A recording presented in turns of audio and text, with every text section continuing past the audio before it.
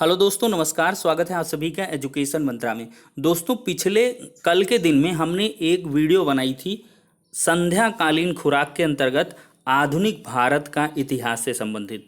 काफ़ी अच्छी जो है वीडियो रही, आपकी प्रतिक्रियाएं उसमें आई कि इस सेशन को लगातार कंटिन्यू किया जाए। व्यूवर्स लगभग 500 के करीब व्यूज़ आए हैं, उसमें लोगों ने देखे हैं। तो कुल मिलाकर आज फिर दूसरा पार्ट लेकर आ रहे हैं। पहले पार्ट को आप यहाँ पर आई बटन पर देख सकते हैं। सबसे पहले आप पहला पार्ट ही जाकर देख लें, फिर इसके बाद दूसरे पार्ट में आए तो बढ़िया से आपका जो तारतम्य है वो बन पाएगा। तो यहाँ पर आई बटन में देख सकते हैं, और भी जो इम्पोर्टेंट वीडियोज़ हैं ये आपको लिंक में मिल जाएंगे। डिस्क्रिप्शन बॉक्स में तमाम सारी जो टीचर वैकेंसी की आप जो है प्रिपरेशन कर रहे हैं तो सारी की सारी वीडियो आपको मिल जाएंगी। अन्य प्रतियोगी परीक्षाओं से भी संबंधित आपको मटेरियल मिल जाएगा।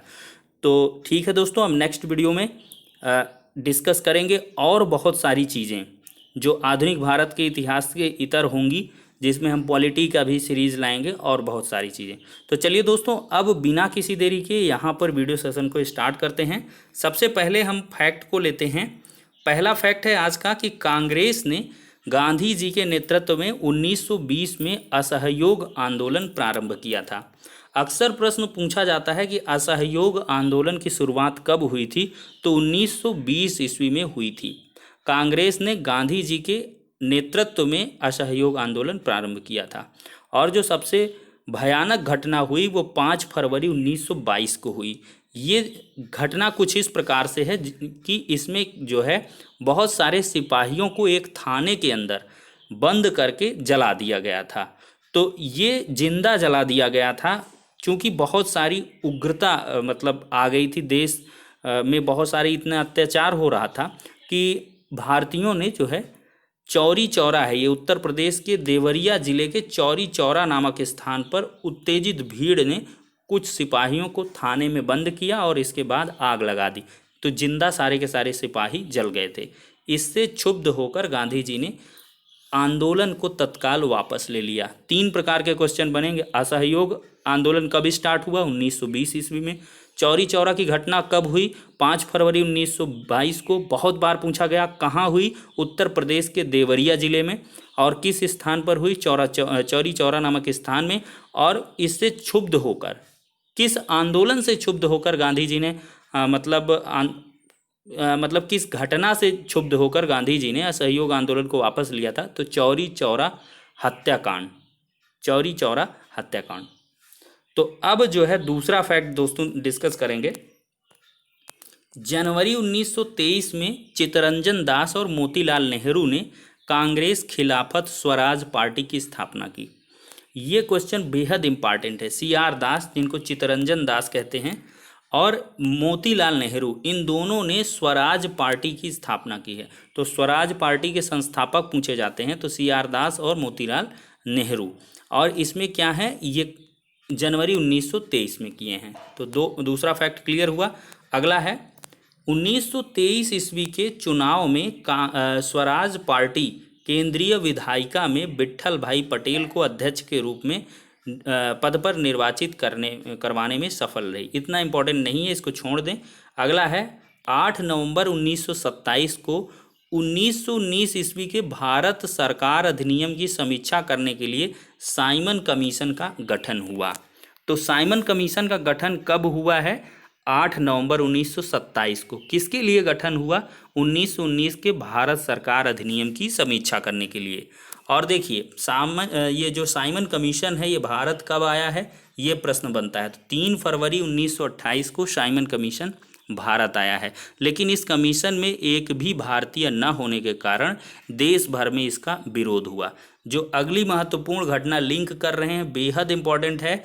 देखिए, लाहौर में इसी साइमन कमीशन के विरोध प्रदर्शन पर लाठीचार्ज में लाला लाजपत राय को गंभीर चोटें लगी थी और जिसके कारण उनकी असामयिक मृत्यु भी हुई थी। तो लाला लाजपत राय को लाठीचार्ज किस वजह से हुई थी?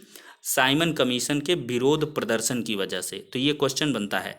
अगला क्वेश्चन बेहद इंपॉर्टेंट है। 1929 ईस्वी के कांग्रेस के लाहौर अधिवेशन की अध्यक्षता करते हुए JL नेहरू यानी कि जवाहरलाल नेहरू जी ने पूर्ण स्वराज का लक्ष्य घोषित किया था।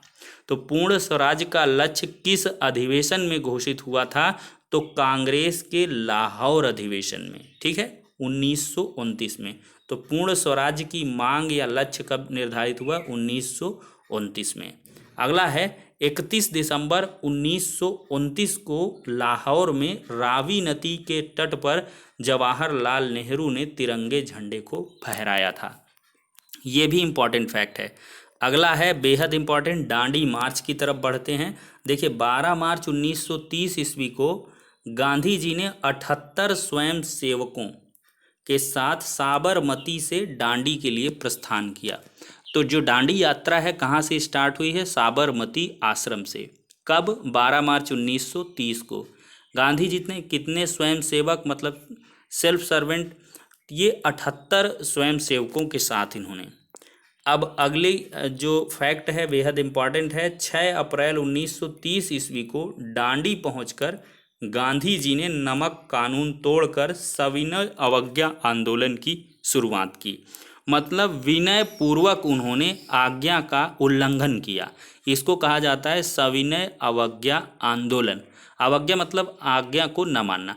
तो चूंकि पहले जो है नमक कानून में ये था कि कर देना पड़ता था, तो इन्होंने नमक नहीं बनाया जा सकता था बिना अंग्रेज़ों के परमिशन के, लेकिन बिना परमिशन के गांधी जी ने दांडी पहुंचकर समुद्र किनारे नमक बनाया। तो नमक कानून उन्होंने कुल मिला के तोड़ा था और सविनय अवज्ञा आंदोलन की शुरुआत की 6 अप्रैल 1930 को।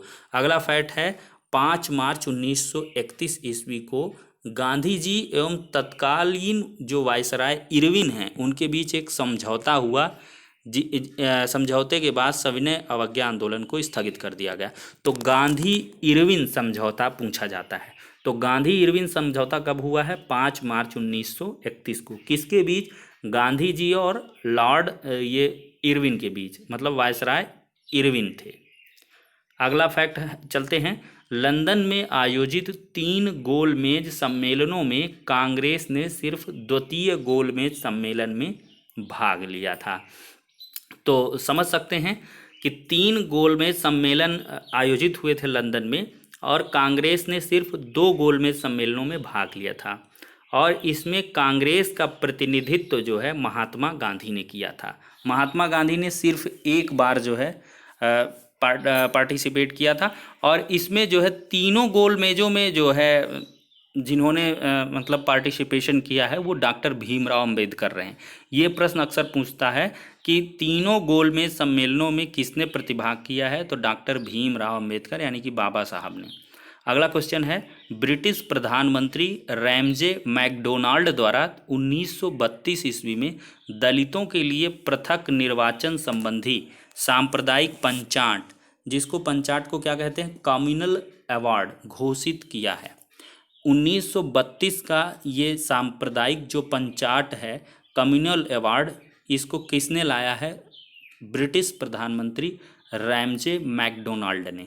तो ये बेहद इम्पॉर्टेंट है, दलितों के लिए पृथक निर्वाचन संबंधी है। अगला क्वेश्चन बनता है 1932 ईस्वी में गांधी जी और BR अम्बेडकर यानी कि डॉक्टर भीमराव अम्बेडकर के बीच पूना समझौता हुआ, जिसको पूना पैक्ट के नाम से जानते हैं। कब हुआ है? 1932 ईस्वी में। गांधी इरविन समझौता कब हुआ? 1931 में। पूना पैक्ट कब हुआ? 1932 में। किसके बीच? गांधी जी और BR अम्बेडकर के बीच। अम्बेडकर ने दलितों हरिजनों के लिए पृथक प्रतिनिधित्व की मांग को वापस ले लिया था। अगले फैक्ट की तरफ चलते हैं। जयप्रकाश नारायण, आचार्य नरेंद्र देव और मीनू मसानी के प्रयासों से 1934 ईस्वी में कांग्रेस समाजवादी दल का गठन किया गया। अगला फैक्ट है भारत सरकार अधिनियम 1935 के अंतर्गत प्रांतीय स्वायत्तता की व्यवस्था की गई तथा एक संघीय न्यायालय के गठन का प्रावधान किया गया। अगला क्वेश्चन है कि 1937 ईस्वी के प्रांतीय विधानसभाओं के चुनाव के बाद कांग्रेस ने 8 प्रांतों में अपनी सरकार बनाई है। ये भी इम्पॉर्टेंट फैक्ट है। प्रांतीय स्वायत्तता, ये भारत सरकार अधिनियम 1935 के अंतर्गत प्रांतीय स्वायत्तता की जो है व्यवस्था की गई थी और एक संघीय न्यायालय के गठन का प्रावधान किया गया था। ठीक है, अगला क्वेश्चन है बेहद इंपॉर्टेंट है, मोहम्मद अली जिन्ना जी से जुड़ा है। मोहम्मद अली जिन्ना ने 1940 ईस्वी के मुस्लिम लीग के लाहौर अधिवेशन में पृथक पाकिस्तान की मांग की थी। तो सबसे पहले पृथक पाकिस्तान की मांग करने वाले कौन थे? मोहम्मद अली जिन्ना थे, जिन्होंने 1940 ईस्वी के मुस्लिम लीग के लाहौर अधिवेशन में इसकी मांग की थी। अगला क्वेश्चन बेहद इंपॉर्टेंट है, बहुत बार पूछा गया है। 8 अगस्त 1942, इस डेट को तो आप अपने मतलब दिमाग में फाड़ के रख ही लीजिए। 8 अगस्त 1942 को भारत छोड़ो आंदोलन प्रारंभ हुआ था, बहुत बार पूछा गया है। 8 अगस्त 1942 ईस्वी को बम्बई के ग्वालिया टैंक मैदान में भारत छोड़ो आंदोलन प्रारंभ करते हुए महात्मा गांधी ने करो या मरो का नारा दिया था। 8 अगस्त 1942 भारत छोड़ो आंदोलन। अगला क्वेश्चन है, महात्मा गांधी से मतभेद होने के कारण सुभाष चंद्र बोस ने कांग्रेस से इस्तीफा देकर 1939 ईस्वी में फॉरवर्ड ब्लॉक का गठन किया था। बहुत इंपॉर्टेंट है, फॉरवर्ड ब्लॉक का गठन ये 1939 ईस्वी में सुभाष चंद्र बोस जी के द्वारा किया गया है। अब देखिए, आज़ाद हिंद फौज के गठन का विचार सर्वप्रथम किसके मन में आया था? तो कैप्टन मोहन सिंह के मन में आया था।